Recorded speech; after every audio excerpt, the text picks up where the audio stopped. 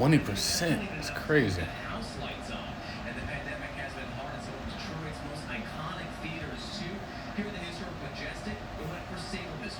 Well, what's going on, Instagram? We out here. I think we can have a conversation about real estate. We don't really have too many conversations about real estate these days, but we can and we will. I'm currently on the Eastern Standard Time Zone, way different. I got some work to do. I had a conference call. I had a conference call yesterday.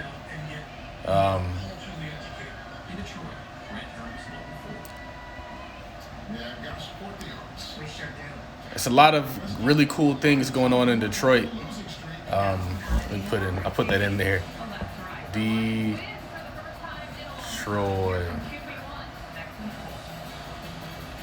There's never been a better time to lease a new 2024 Fusion. So hurry down to your Southeast Michigan Ford dealers. Fusion, You know what is on my mind. which includes features like rear view camera, Bliss blind spot information system, and pre-collision assist. All right, cool. Automatic emergency braking. This is not. I'm not even going to respond to that question, to that statement. He said, "Nice Chiefs jersey." Let me turn this TV down. Only at your Southeast Michigan Ford dealers. It's too loud. So we're out here in Detroit. What's going on, Shea Black Barbie? Out here in Detroit, looking at these homes, looking at acquiring more homes. It's gotten very expensive in Detroit these days. You can't find a deal for what we used to be paying for deals.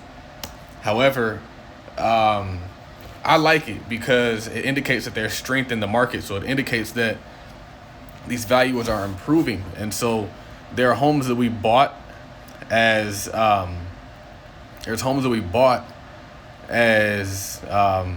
you're gonna get kicked, man. You hate on the charge, you might get kicked.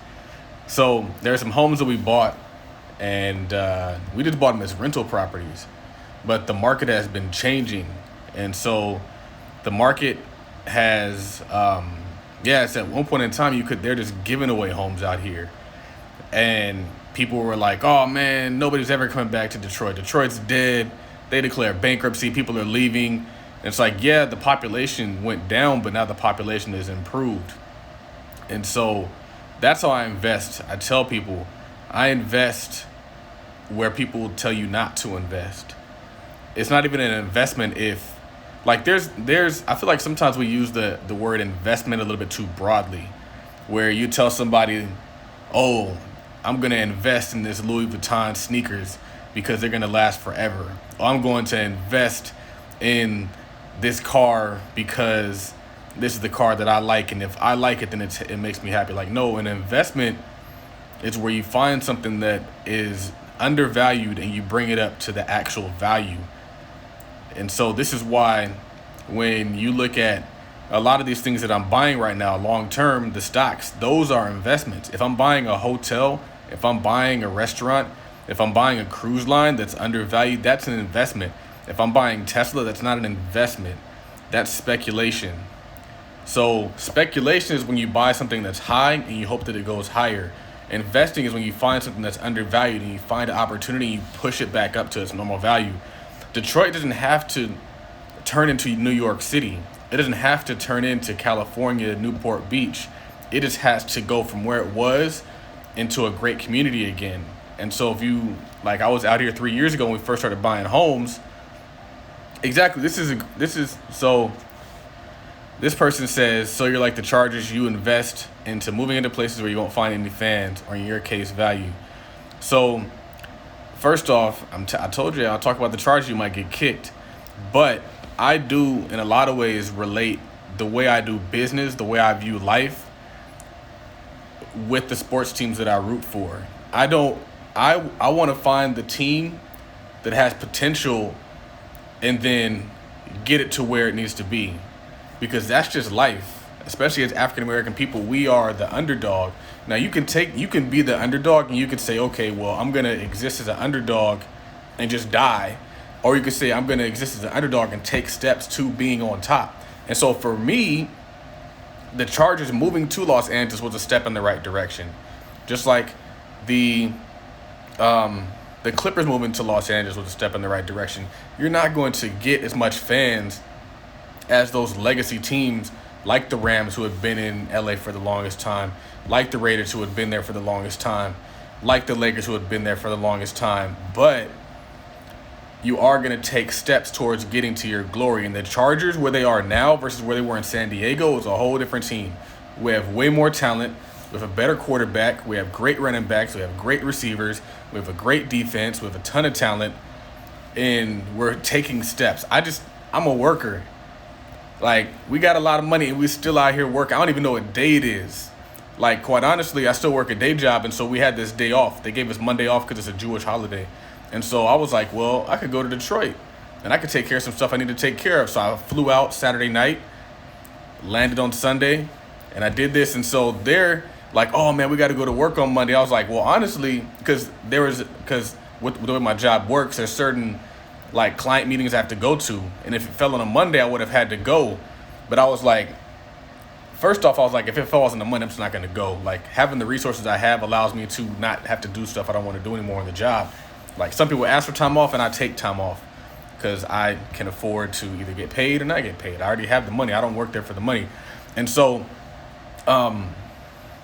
what I thought was funny is I'm not working. So just because it's a Monday and we got the day off, I'm not in their office doing what they're doing, but I'm working on my business. So yesterday was Sunday and we're looking at deals, shopping deals, walking rehabs. It doesn't matter. We work 7 days a week, 24 hours. It's midnight where I am. We're still out here doing this. So what I was saying is, like, that's how I see life. I always see life from an underdog perspective, but I'm the kind of person that's going to hustle and stack from the underdog position. I'm going to learn and grow and research and grind it out. I relate more to the underdog than to the top dog. But you got to treat yourself like the underdog even when you aren't the underdog. So in a lot of ways, I'm not the underdog, but I still see myself as an underdog. And so there's this book out there called The Triple Package, and it talks about how immigrants do well in America. And there's these 3 things. I talk about these 3 things all the time. 3 things to do well as an immigrant or anybody in general in America. And so I'll touch on IPOs. And so those 3 things are this. You have to have a superiority complex. You have to think that you're great. You have to have confidence in your abilities. And then you also have to have an inferiority complex or a chip on your shoulder. So you have to feel like you always have something to improve, to prove. And so what's interesting is that's and then the third thing is you have to have impulse control. So you have to have the ability to delay gratification, to not seek, like a lot of people, that's what they do. They are out there and they are taking vacations and living their best life. And I'm like, y'all ain't done hustling yet. Y'all hustling out of the job. I don't want to hustle out of the job. And I've always told people my goal is not to hustle out of the job. I'm not out here just trying to pretend that we're doing it. I wanted to do it.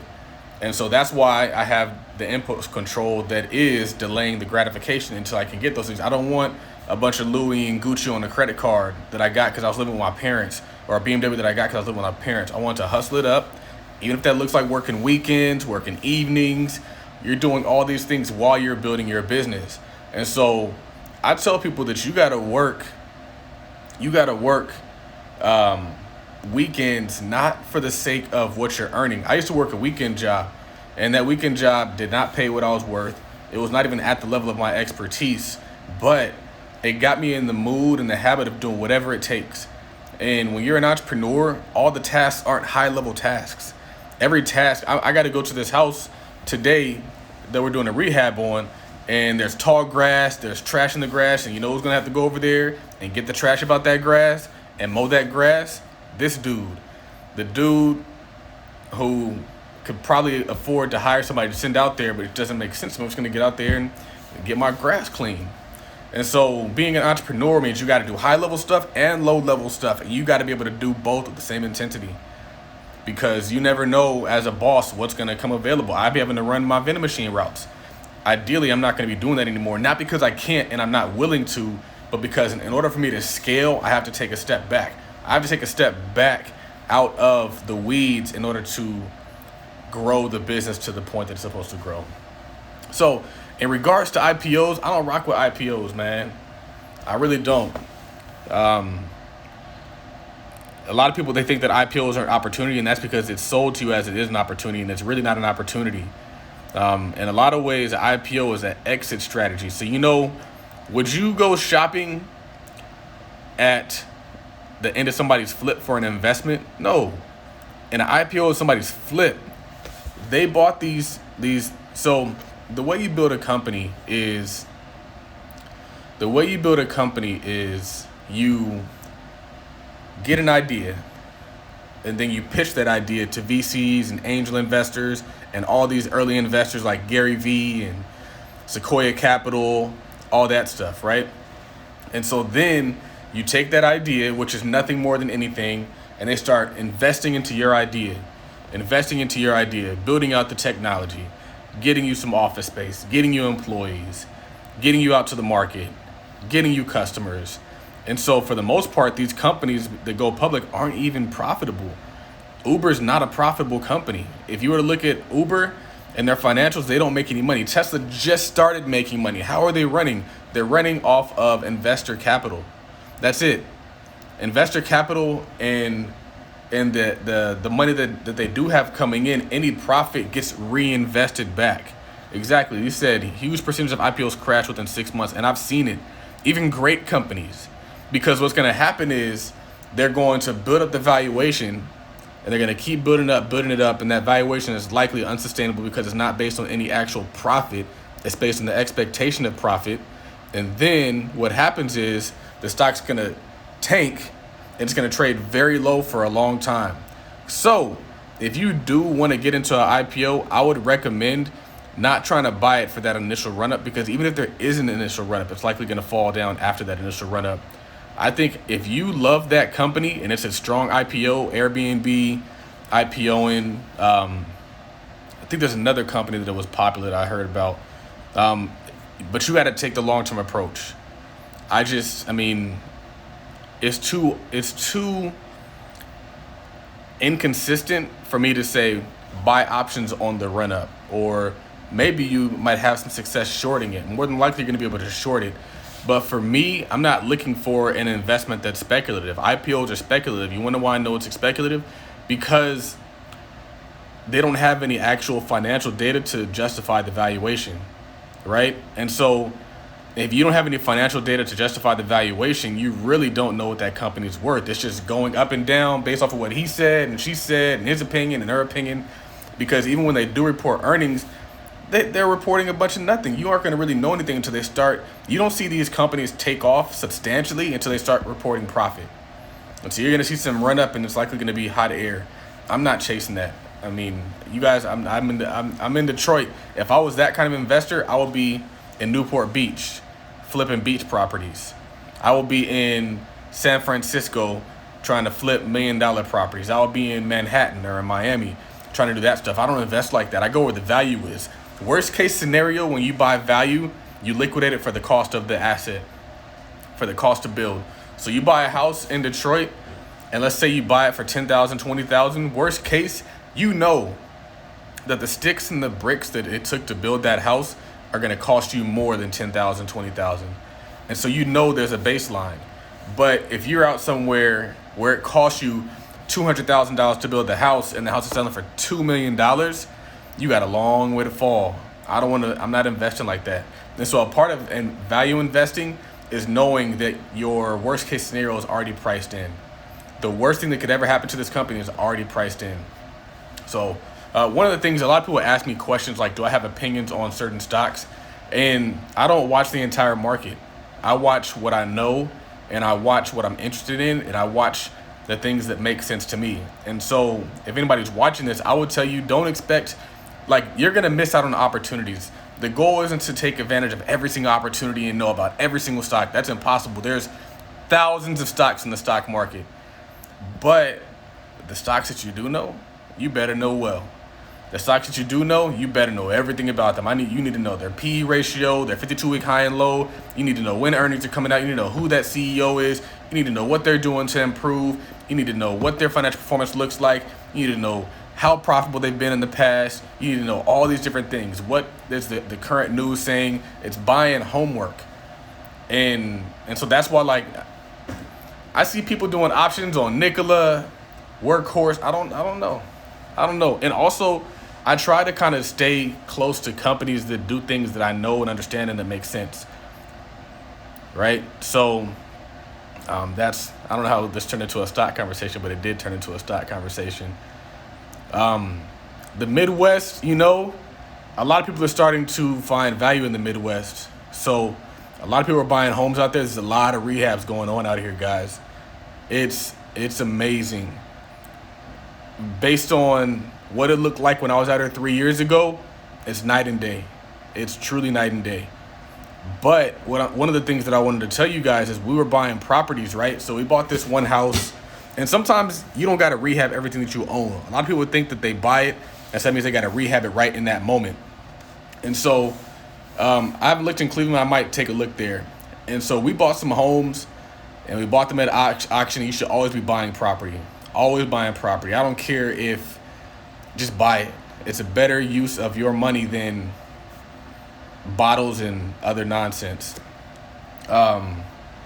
So what I was gonna say is, and we'll talk about the numbers on the homes we're buying. So what I was gonna say is we bought a house, and for the most part, our strategy has always been rental properties. We're just buying them, renting them out. But since the market is changing, now our rentals are allowing us to turn them into actual flips or just improve them a little bit. And now we can either sell or finance it to a buyer, or we can just outright sell it because the market is changing. So for example, we own a property. We bought it for $10,000. It's a 3-family, but it has potential to just be turned into one big house. And so we could just rehab it as one single family home, just a huge single family home. And the comps in that area are selling for like $200,000. So we paid $10,000 for this house, and the rehab is going to be about 60 to 70, and the potential to sell it for $200,000. So the crazy part about it is we could have done this a few different ways. We could rehab it and just turning it into rental property, or we can just go full out and just flip it all together. The thing is I've always told somebody that you don't value these properties in a lot of ways by the comps. You value them by the rents. And so, for example, we bought a house out here for $11,000. And granted, we put some money into it, a lot of money, over the course of 3 years. But if you look at what they're selling, if you look at the comps in that market, it would make you think it's just a $20,000 house. But what I did is I looked at, okay, these people pay us $725 to live in this house. That's $8,000 a year. If you cut that in half, that's about $4,000 because you got to factor in all your stuff. And then you cap it out at like 10%. And so now we're saying, okay, well, this is actually like a $40,000 house. And so we bought a $10,000 house for $40,000. And you have other homes where we're renting it out for like $800. And I think cutting that stuff in half is kind of steep. But basically, you can value. I told people if it's a rental property, we're going to value it as the value of its rental income, not the value of the comps, because we're not flipping these properties. And that's how you can determine what these homes are really worth. The thing is you can't just take what people tell you, man. If you want to be successful in anything, you can't just take what people tell you. Because people are going to tell you stuff based on old ideas and what used to work and what they've seen, and they're going to limit your possibilities. They're going to limit what you can accomplish out of life. And so, for example, it's like what I'm telling them is, and people don't even know what you know. They never really seen it. And so I'm not renting it for $400. We're renting it for $725. But the interesting thing about it is we were renting it when we first got it for like $500 a month. And so we had inherited the tenant. This is our first time doing it. Everything we've done out here has been a learning experience. And so our first house was turnkey. Our second house required light rehab. Our third house was a tenant acquisition. Our fourth house was a full gut. Our fifth house was a fire damage property. our third house is a 3-family, and so that's going to take some work. Then our other house is another fire damage. There's a 2-family. So now we're kind of moving into multifamily. And then we also bought a commercial property. Interestingly enough, the commercial property, the city knocked it down. And so the city demoed our thing. Now, in my opinion, they kind of did us a favor because now we can just build from the ground up. And so that's kind of the goal. We've only really bought 2 homes at the tax auction. 2 homes. The one duplex that we're going to start working on that's going to require about 30 grand. And we got that for close to nothing. We probably paid like 2 grand for that house. The cool thing is, these days you can't find a duplex in Detroit for $30,000. But I can put $30,000 into this 2-family, and now I'm in it for $15,000 per door. So, how many do we have currently rented? I want to say 5 right now that are currently rented, and then we have the 3-family under construction, and then the 2-family that are going to be under construction. So altogether we have 10 doors. And so I'm actually out here to acquire more doors with the same strategy. Is if I can acquire it for dirt value, then everything is upside. And so I'm looking at the stuff that's distressed because now it's not as easy to find. I mean, and it's kind of, so for example, we own one house. Yeah, $14,000 a door is cheap, but it's only that much because I bought the homes years ago. We bought them, we sat on them. I would say, I don't think that it's necessarily hard finding renters. I would say the market has changed now though, because I think more people are looking to own these days. And so we're going to kind of pivot with them.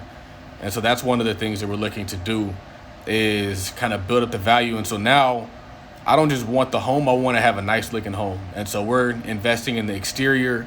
We're going above and beyond. All the things that need to get repaired are getting repaired. So before we just kind of just turned it into a rental property. Now we're kind of turning it into somebody's home.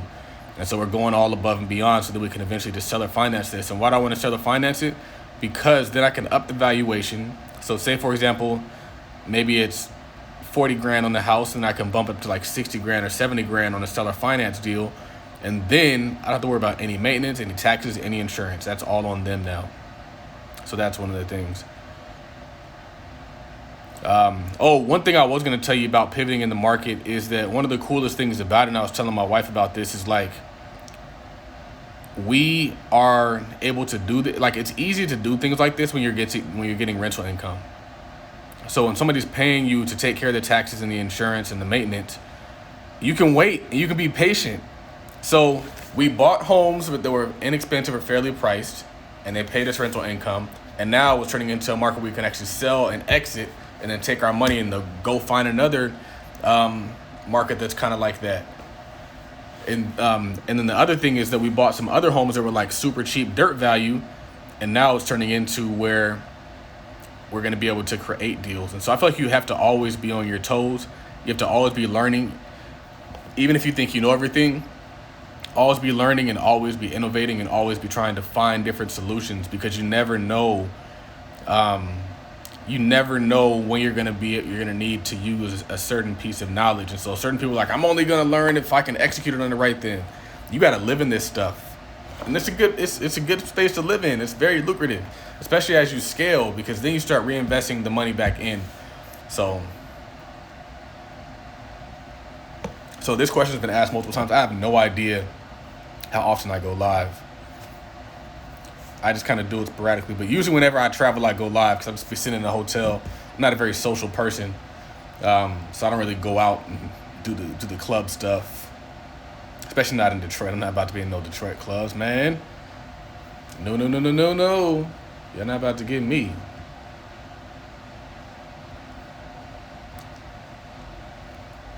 Let's see. What website do you use to find deals? So I would say that we used to do it like that. When I first started getting into real estate, I just used to pull up different cities on Redfin. And so we didn't start out thinking about being in Detroit. We landed in Detroit. And then the fundamentals and the projected growth just made sense. Like when we first started getting into real estate, we first started trying to buy our first homes in Atlanta, Georgia. and that's where we're looking. And then we noticed Atlanta just started to get way too expensive. And so for me, I want to be in control. I don't want to compete in a red ocean. My goal is to find the blue ocean where I can be in control, where I can be the big swinging penis. I want to walk in and I want to be able to start dictating what happens and when it happens. And so in Atlanta and in California, I didn't see that. It just wasn't, it just wasn't, what was I going to say?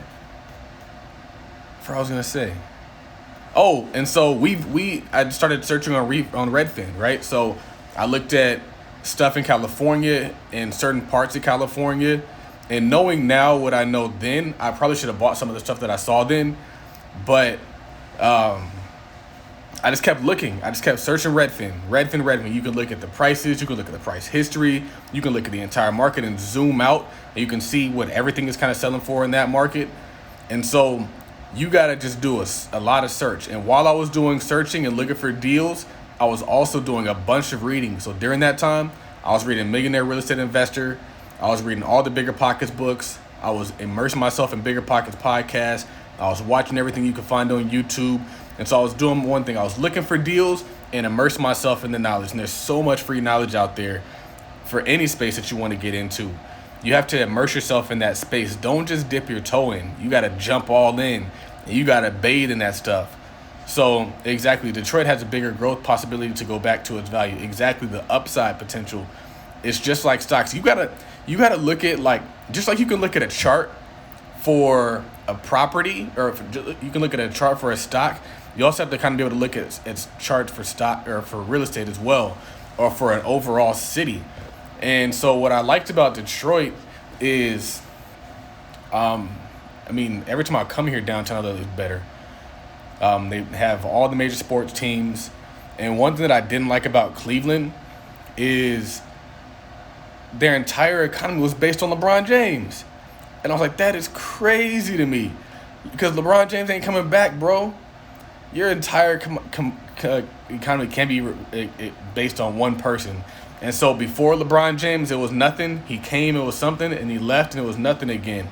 And so what I liked about Detroit is what actually makes Detroit. Detroit was all the commerce that they had. So Ford is huge out here. GM is huge out here.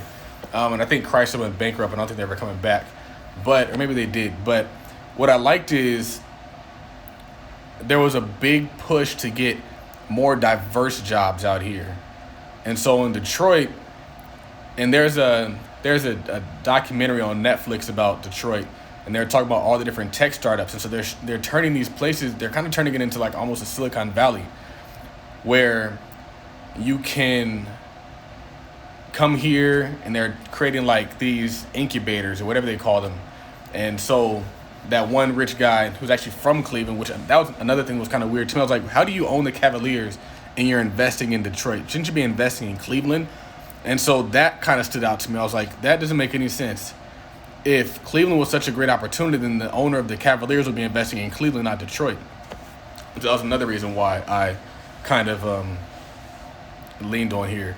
And then also, when you do come here, you realize, like, it's not just some city in the middle of nowhere. Right across the street, right across the way, there's this huge river, the Detroit River, and then across that is Canada. So it's actually nice. And one thing I also did is I got a chance to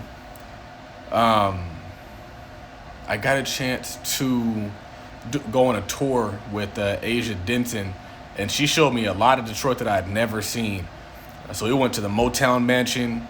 We went to all these areas with like these big, massive homes. I want to find that area, but there's a lot of really, there used to be money in Detroit, and the money's coming back. And so even like in downtown Detroit, where I am now, where we're looking to probably get maybe a condo that we can keep, and then turn into like an Airbnb when I'm not here, and then when I'm here I can actually live in it. They're just doing a bunch of building, and it's just crazy.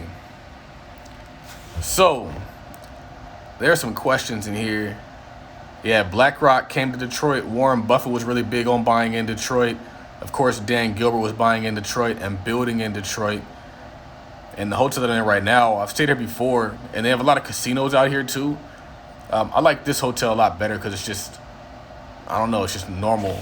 I was at the Motor City once, so I've stayed in, I want to say 2 hotels when I came here. I've stayed at this hotel that I'm in now, and I stayed at the Motor City. And the Motor City is kind of rough. There's a lot of cool stuff in there, a lot of restaurants. You don't really have to even leave the thing, but it's just a different kind of crowd. I'm not about that life.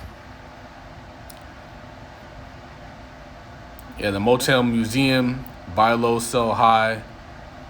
I mean, the investment strategy works. We've seen it. Everything we own has doubled in value. And it's only going to continue to go on in value because now we're going to start kind of investing more back into these properties. And so I love brick homes. I never knew why I liked the brick home so much because if you're advanced in options, I would say buy the advanced options course. You can probably skip the original OG options course if you already kind of understand how they work. What was I going to say? I forgot what I was going to say. I kind of lost track. I need to download these recordings and upload them to my drive.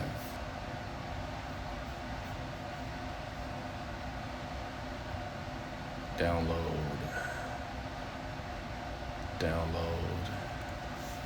drive.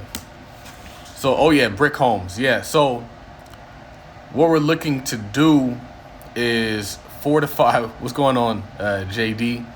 Looking to fortify our frame homes because they're starting to deteriorate. And so we're looking to take the homes that we have that need to be revitalized. And so they should be painting one of my homes today. And then they're going to paint the trim. We're going to paint the trim black because the shutters are black. And I think it's going to look fly. Having the black. And it's so funny because the reason why I even had the idea to even paint a house black is because I was watching Ramon Took's interview with David Shands. Great interview. Northwest Indiana. I'll have to check it out. Great interview. I'm probably going to watch it again. I might watch it tonight. He was just dropping game. Ramon Took's is super in this. He knows his stuff. And so I was watching it, and he was talking about they painted the house black. And I was like, all right, let's see. And so now it's like the things that you allow into your subconscious are going to impact your actual decisions. And that's why it's important to make sure you're putting some good stuff in your subconscious and not just immersing any and everything that gets thrown at you through the internet or through whatever.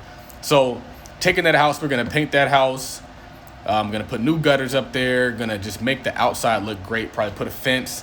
And it's kind of fun. It's kind of fun making good-looking things for other people. So do that. And then I have another house that's a frame house. We're going to do that.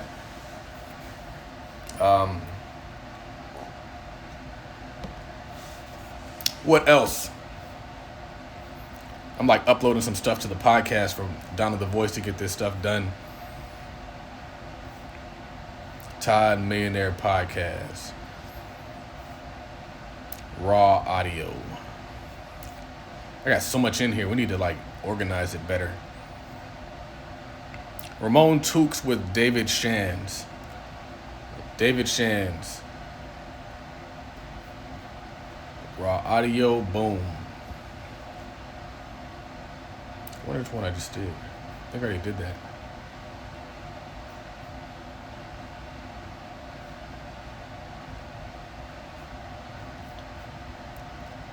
So let's see. Thoughts on wholesaling. Honestly, I'm not a fan of wholesaling. This is a Justin Herbert jersey.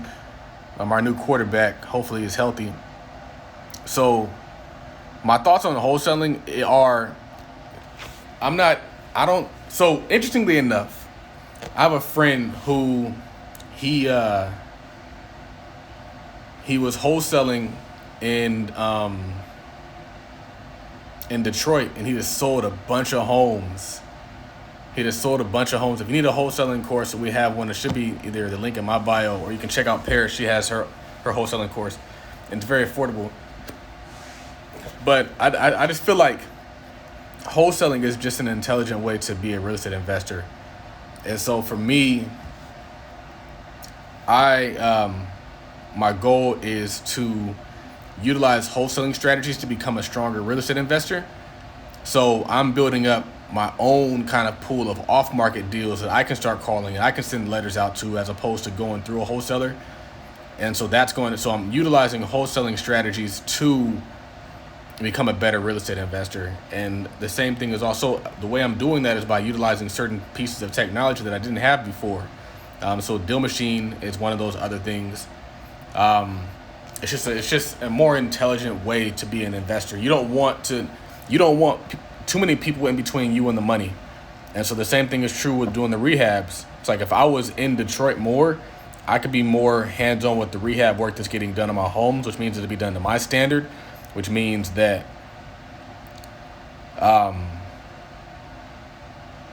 it benefits the business a lot better. So I uploaded those. I need to tell Donald.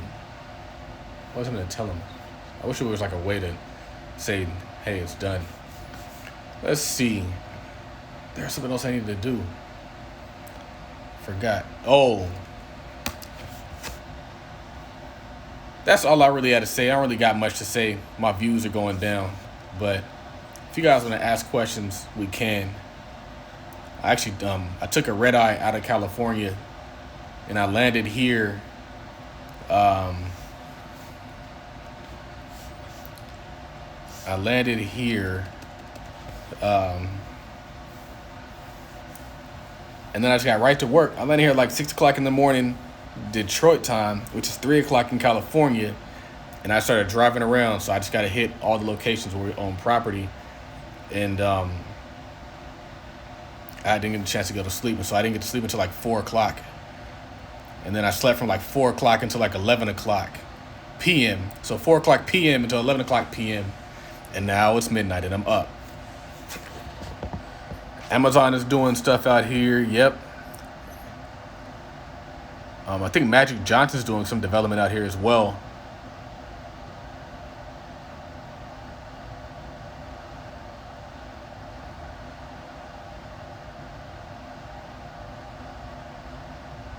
You should be able to trade stocks immediately. Intermediate level options trader, get the options advanced course.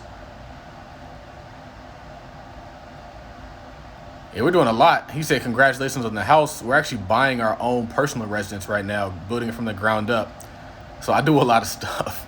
Sometimes I don't even know how I do all this stuff. And that's why I will be leaving the job very, very soon. As soon as we move into this house, I'm leaving the job, just because my own investments and projects have allowed me to do so. We have a significant amount of investable assets inside of the Todd Capital company. And so as soon as we deploy those, and whatever that looks like, it could be trucks, it could be more vending machines, it could be more homes. All that cash flow is going to allow us to not only leave the job, but stay out of the job. But one of the great things about vending machines is I'll never be without money. And so people are like, yeah, it might take work, but I'll never be without money. We have 15 vending machine locations in California, Southern California. And what I like about it is the cash flow is great. Like if you look at the cash on vending machines versus real estate, it's out of this world. So that's one of the things. But also it's like, I'm gonna always have income. Right now I just give it all to my son. So all the income that I have coming in from certain ventures, like my affiliate business, I just give it all to my son. But it's like 15 vending machine locations. Worst case scenario, we still gonna be able to pay for all for the home at least. But yeah, this is doing a lot. How do we manage them with a cell phone? That's a great question, because a lot of people, when they start thinking about long distance real estate investing, they overcomplicate it. And they're like, well, how do you get a plumber? You go to Google and you Google plumber. The same thing you would do if you lived in that city. If you lived in that city and you had a plumbing issue, you wouldn't become a plumber. You would call the plumber. You wouldn't become a roofer. You'd call a roofer. So the same way you do long distance real estate is the way you do local real estate.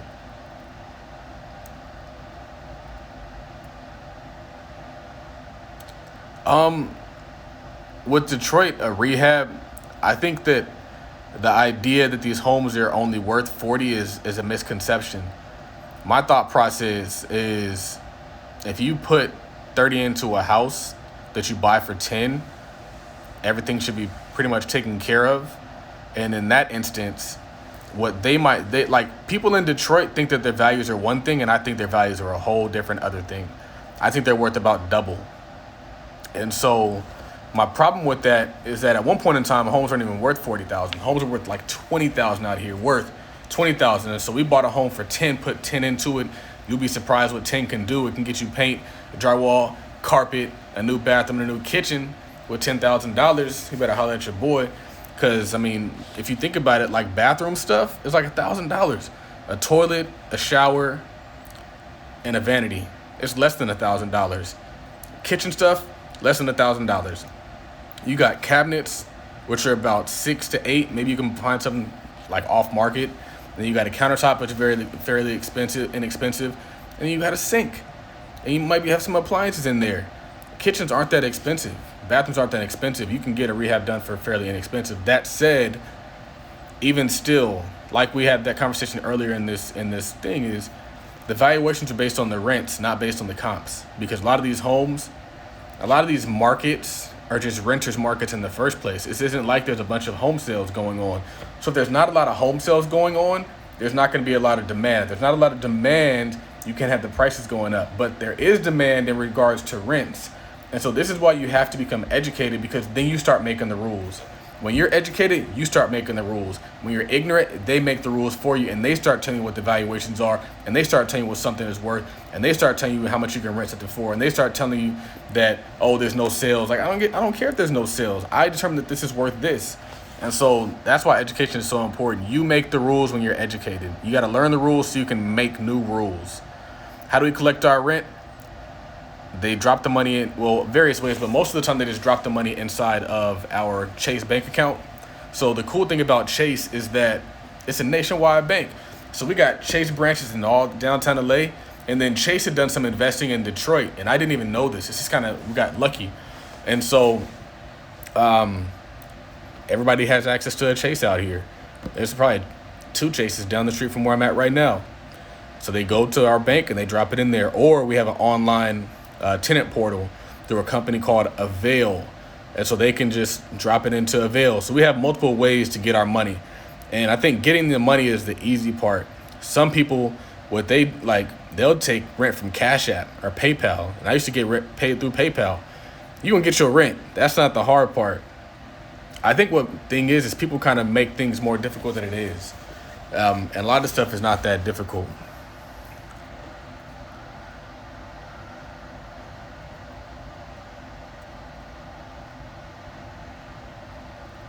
Average cost for a vending machine, maybe about $600 if you get one used. Do I refill all the machines myself currently? But the goal is to not anymore. I just met somebody in downtown LA who's going to be taking on that job. He'll be shadowing me this week, and so I have him take care of that. For the longest time, I was doing it myself because I was like, I don't know if I can trust anybody to do this and not steal the money. And so I gave it some thought, and I was like, the CEO is not going to do all the jobs just because he's afraid of getting robbed. He puts systems in place to prevent himself from getting robbed. And so there's a lot of different ways we're looking to do it, but my goal is to not even have that person who services the route handle the money. All they're doing is taking out snacks and put them in there. That's all they're doing, is refilling the machines. You don't touch the money. And then what I'll do, maybe once a month or maybe twice a month, is I'll just drive around to the locations, walk in there and get the money and make a deposit. And that's what bosses are supposed to do. Like, I still got to be in the field a little bit, but it's a different kind of in the field.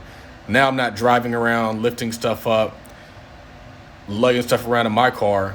All I'm doing is showing up and getting the cash and putting it into the bank account. So a part of that is going to require possibly getting locks for our cash boxes. And I should see if that exists.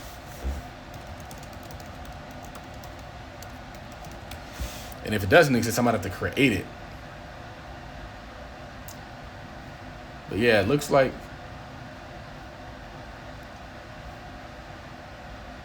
I can work it out. But seriously though, like out for the longest time, we were over here trying to figure out how to do that. And everybody was always that, like the scary response is like, well, what if they steal money from you? I'm like, we're gonna have to figure it out, because I'm not about to be out here running around in circles, man.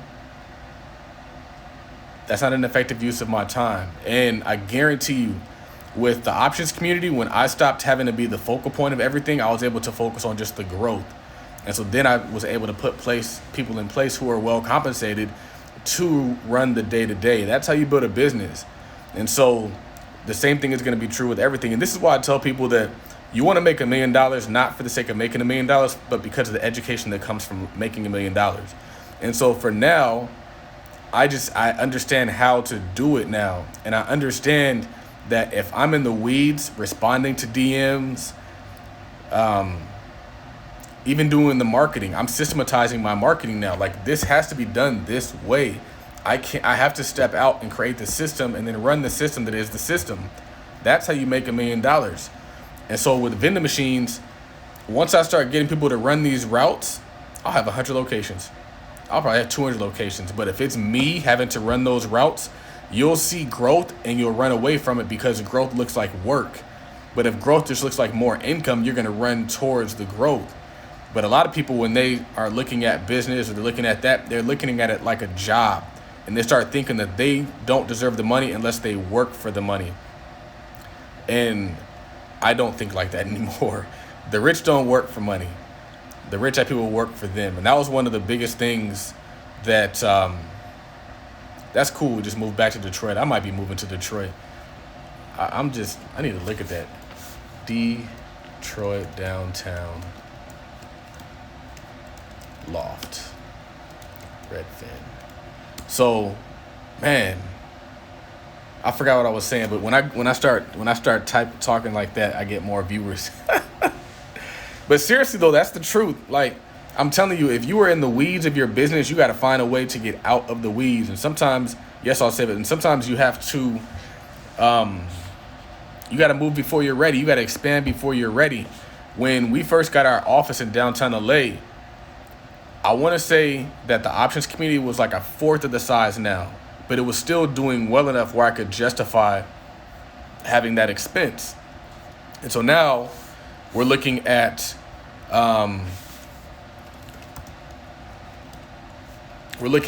having another location, having another office.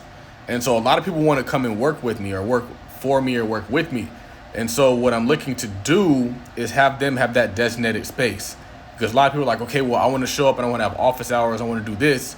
And so the goal would be to just give them their own key, give them their own key card, and then they can come up and they can do what they have to do. And we could kind of run our business that way.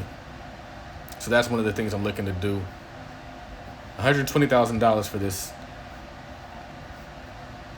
I should go look at this. Wow, that's nice. That can't be the price. That is nice. Looks like it has a water view. Wow. Sheesh.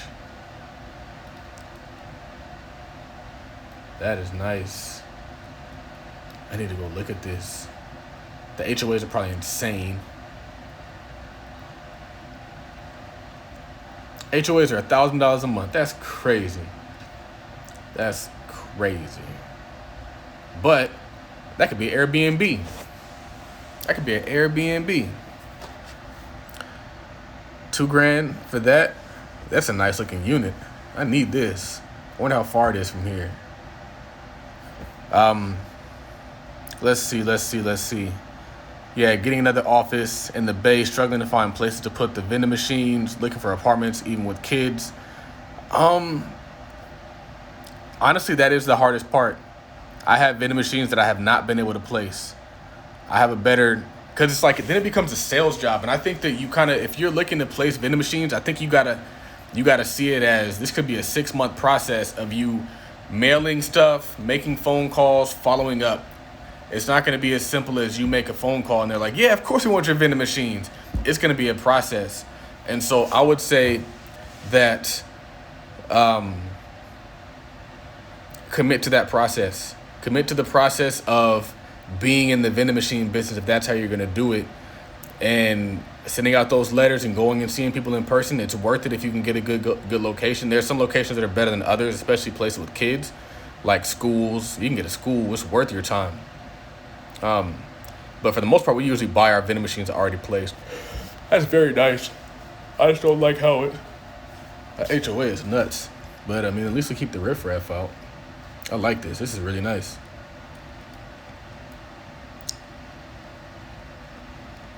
Looks like it has a ocean views. So I'm going to save this, and I'm going to get out of here. What's going on, Andre? I'm going to save this. I was actually just heading out. It's 1 o'clock here, and I actually am kind of getting tired again. But if I could leave you guys with anything, I would just tell you to, when you're thinking about investing, find value. Don't chase highs. And that's true in the stock market. That's true in real estate. That's true in vending machines. That's true in anything that you're doing. And then also find the blue ocean as opposed to the red ocean. So if you see competition, if you see prices going up, if you see things that don't make sense and you can't justify the valuations, you're probably in a place that's overvalued. And we're seeing that in California. A lot of these values are going down. And people don't want them to go down, but who cares what they want? The market was overvalued in California. We're seeing that happen in the Bay Area. We didn't expect a pandemic to do it, but something had to do it. Something had to make these values make sense. So that's all I would say. Seek value. And a lot of times that value is going to look like a blue ocean. And it's also going to look kind of ugly. A lot of times when you find an opportunity, it's not going to be in the pretty stuff. It's going to be in the ugly stuff. It's going to be in the things where they're like, well, why would you buy there? Why would you do that? A lot of people who are commenting on your situation, I don't know if they're necessarily the people that you want to, I don't know if they're qualified to really comment on your situation. A lot of these people who are telling you not to buy rental properties don't own rental properties. A lot of people who are telling you not to invest in options don't have options. A lot of people who are telling you not to do all these things they're not in that space. And even if they are, their experience is only limited to their life. This is your life, and you get to make a decision about what you want to create for your life, not just follow along in the life that they created for themselves. You guys have different education, different experience, different values, different work ethics, and you shouldn't allow somebody to limit what's possible for you, even if they feel like they're qualified to do so. So, with that, my name is Charles Oglesby, also known as Top Millionaire. If you are looking to book me for an interview, just slide in the DMs. There's somebody in there who responds to my DMs because I get a lot of them, and then they'll book you. We have a link, and we'll make it work. Everybody's coming on right now. MLM CPA's here.